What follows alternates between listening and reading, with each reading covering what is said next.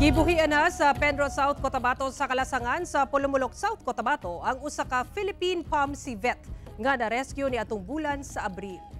Giuli na sa natural habitat niini ang Philippine palm civet sa Barangay Kinilis, Pulumulok South Cotabato niadtong August 29. Sumala sa Penrose South Cotabato, nakit-an sa mga residente sa Lake Cebu South Cotabato ang maong klase sa civet cat niadtong April 24 ug dali kini gitunol sa Community Environment and Natural Resources Office o Senro Banga. Ilabi na dihang nasayran nga duna kini samad sa tiil. Hinuon human sa 4 ka bulan nga pag-atiman, gibutyag sa Regional Wildlife Rescue Center nga mamahimo na kining i-release. Gipasabot sa Penrose South Cotabato nga napili ang Pulumulok nga lugar kung asa i-release ang maong civet cat kay lakip kini sa mga lugar kung asa duna pay laing species sa civet cat.